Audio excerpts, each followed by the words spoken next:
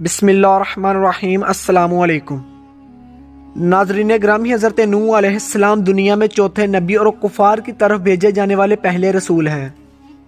آپ علیہ السلام اپنی قوم میں 950 سال رہے۔ اس پوری مدت میں انہوں نے قوم کو توحید اور ایمان کی دعوت دینے کا عمل جاری رکھا اور ان کی طرف سے پہنچنے والی سختیوں اور ایذاؤں پر صبر کیا۔ جب قوم اپنی حرکتوں سے باز نہ آئی اور ایمان لانے کی بجائے کفر پر اڑی رہی تو اللہ تعالیٰ نے حضرت نوح علیہ السلام کی طرف وحی بھیجی کہ آپ کی قوم کے جن لوگوں سے ایمان قبول کرنے کی توقع تھی وہ تو ایمان قبول کر چکے، ان کے علاوہ جو لوگ اپنے کفر پر ہی قائم ہیں وہ اب کسی صورت ایمان قبول نہیں کریں گے۔ لہٰذا اس طویل مدت کے دوران کفار کی طرف سے آپ کو جس اذیت کا سامنا ہوا اس پر غم نہ کرو، اور اب ان سے انتقام لینے کا وقت آ گیا ہے۔ ناظرین گرامی، کفار پر عذاب چونکہ کئی طریقوں سے آ سکتا تھا، اس لیے اللہ تعالیٰ نے حضرت نوح علیہ السلام کو بتا دیا کہ وہ عذاب ڈبو دیے جانے کی صورت میں ہوگا، اور ڈوبنے سے نجات کی صورت صرف کشتی کے ذریعے ہی ممکن تھی۔ اس لیے اللہ تعالیٰ نے حضرت نوح علیہ السلام کو کشتی تیار کرنے کا حکم دیا۔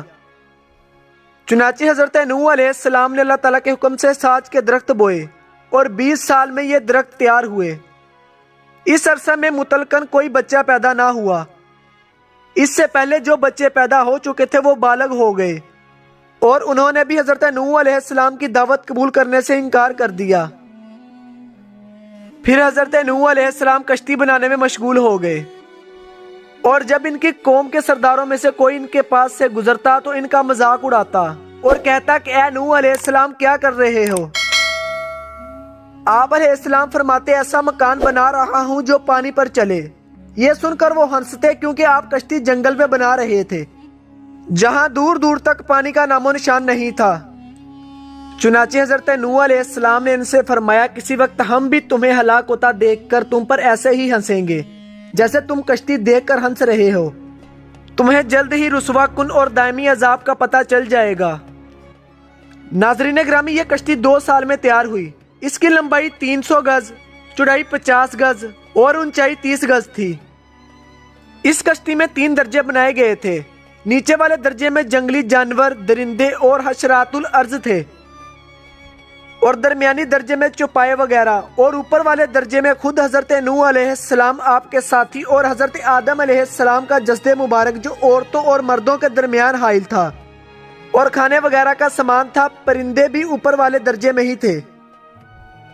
ناظرین گرامی، کشتی میں سوار ہوتے وقت اللہ تعالیٰ نے حضرت نوح علیہ السلام سے فرمایا کہ جب تم اور تمہارے ساتھ والے کشتی میں صحیح طرح بیٹھ جاؤ تو تم کہنا کہ تمام تعریفیں اس اللہ تعالیٰ کے لیے ہیں جس نے ظالم لوگوں کو ہلاک کر کے ہمیں ان سے نجات دی، اور کشتی سے اترتے وقت یوں دعا کرنا کہ اے میرے رب مجھے برکت والی جگہ اتار دے اور تو سب سے بہتر اتارنے والا ہے۔ ناظرین گرامی، جب حضرت نوح علیہ السلام کی قوم پر عذاب آیا تو آسمان سے زبردست بارش برسی، اور یہ لگاتار 40 دن تک برستی رہی۔ اس دوران زمین سے بھی اس قدر پانی نکالا کہ زمین چشموں کی طرح ہو گئی۔